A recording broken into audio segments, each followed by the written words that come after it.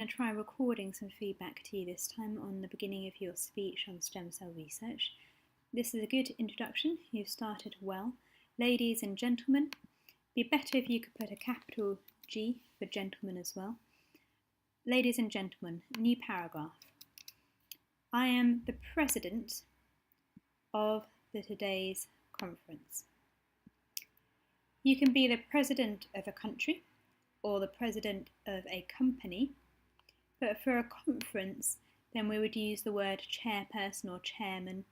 So I am the chairperson, meaning that you are organising the conference, you are leading the conference.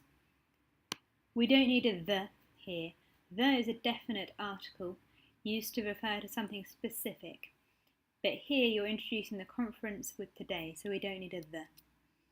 I am the chairperson of today's conference. My name is Felix, please take a seat. That's fine. I believe the audiences. Audiences is plural, but you only have one audience, so we don't need the S there. I believe the audience in this room had all completely understand. Here you actually just need the present tense, because you're saying right now they understand.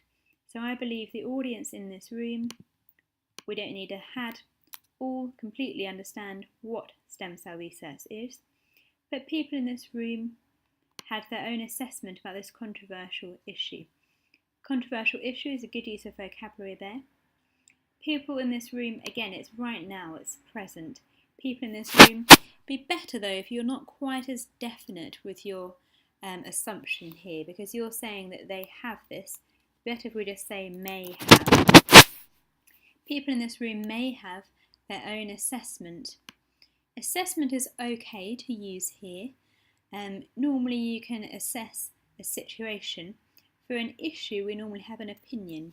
They may have their own opinion, and the preposition with opinion is on this controversial issue. First, comma, because you pause.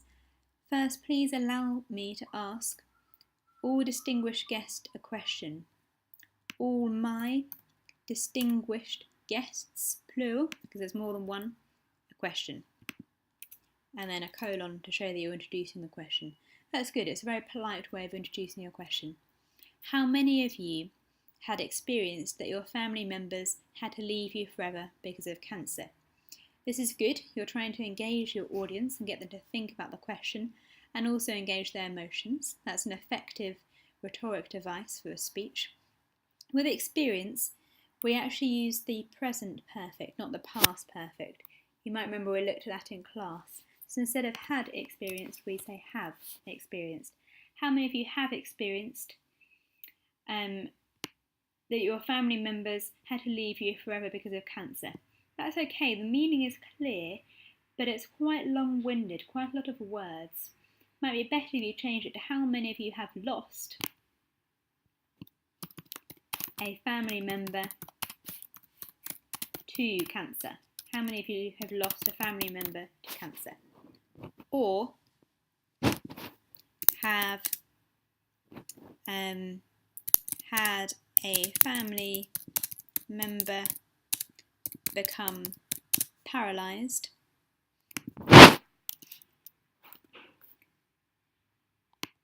because of a terrible accident. Your Z is fine there, that's the American spelling, but I'm going for the British spelling.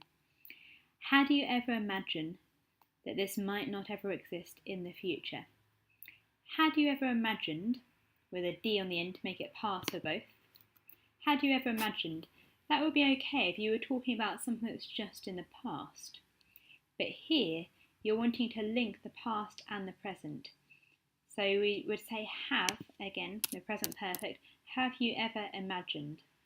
Meaning now and in the past, all of that time from the past until now, has this been something that you've ever thought about? Have you ever imagined that this might not ever exist in the future?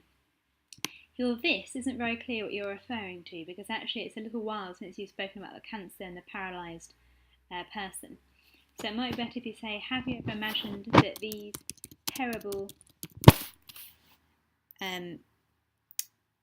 illnesses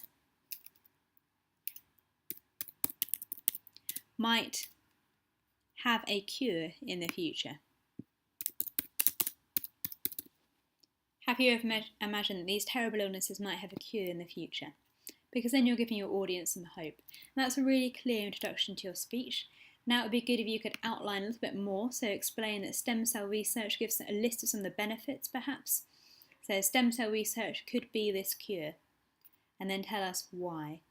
Then in your main body, you need a paragraph for each of your key points with some examples or some facts, some statistics to back up what you're saying. Then in your conclusion, you summarise your arguments. This is a really good start. Well done.